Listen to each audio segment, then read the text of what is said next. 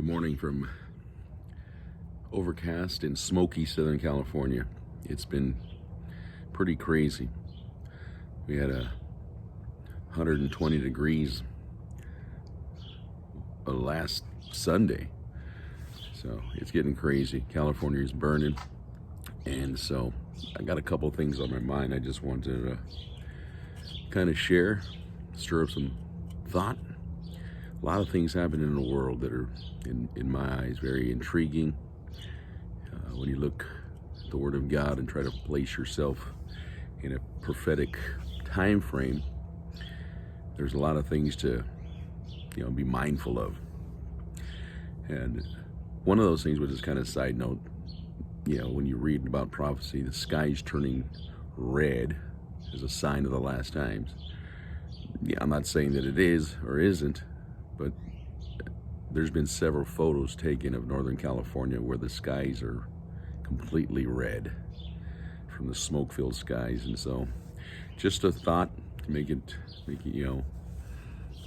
wonder that after the rapture takes place, and I wonder how many earthquakes will simultaneously go off, because every resurrection you read about in the Bible, there seems to be an earthquake that follows. Imagine millions of people being resurrected on the same day. What a stirring earth that would cause, and then ultimately releasing, volcanic eruptions globally, and the sky's turning red because of the sulfur and the ash that's in the sky globally. Just a thought, just makes you think, could be something to look and consider. Another thing that's taking place is that Israel's going to be on lockdown, on two of their most holy feasts, Rosh Hashanah and Yom Kippur, which I find very interesting, especially in these last days, that, Israel being in their 71st year of existence as a nation. That fig tree prophecy of Jesus, where Jesus said that nation will not pass away till his return, makes you wonder, are things lining up? I'm no one to set dates, but I am simply an observer of what's taking place, and I find it very interesting that, they're locking down, for the coronavirus, but on those holy days, there's going to come a time when Israel is on complete lockdown, when the church is taken out, and many of them are running for their lives. Another thing that I find interesting is that our President Trump, was nominated for the Nobel Peace Prize again, and so, which I think is awesome, but also, why? It's because of this peace treaty that everybody seems to be talking about, especially in the Middle East. And Iran, if I said that correctly, is now, partnering with this or agreeing with these things. The Middle East has seemed to be, Saudi Arabia, the United Arab Emirates made the first agreement, putting pressure on Palestine and the rest, but they're calling this agreement the Abraham Accord. When you read, Daniel 9:27, talks about him becoming one who's going to confirm a covenant or a treaty. That means there's already a covenant in existence. He's simply confirming it. Okay, so the Abraham covenant was given to, by God to Abraham and his descendant through Isaac, and on and down into Jacob and the people of Israel. That covenant is unchangeable. However, they're trying to mesh the two covenants between the two children of Abraham, Ishmael and Isaac. And so this is why it seems appealing that they're calling this the Abrahamic Covenant, because major religions all have Abraham in their history. The Muslims can go back to, through Ishmael up into Abraham. Israel goes through Jacob, Isaac, and then into Abraham. And of course, Christianity, considers Abraham the father of our faith, basically.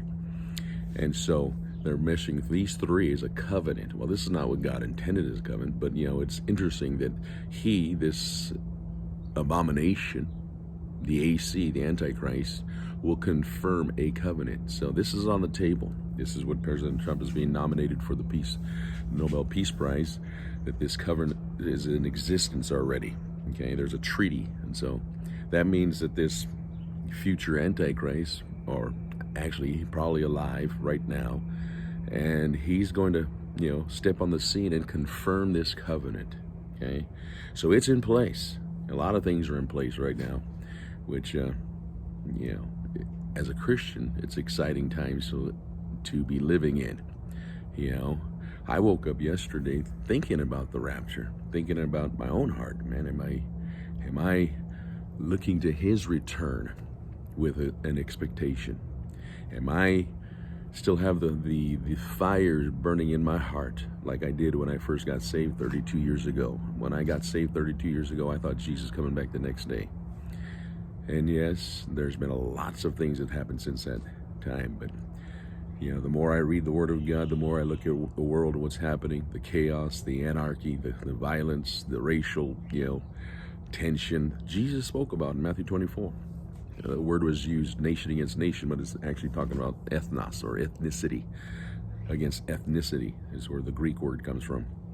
And so you see all these things, coming together, just happening right now. And how could you, as a believer, either willfully not look to the return of Christ, or become lethargic and lazy and complacent about your own faith, and do nothing, or simply look at the present circumstance, your own little world, and wonder, when are things going to go back to normal?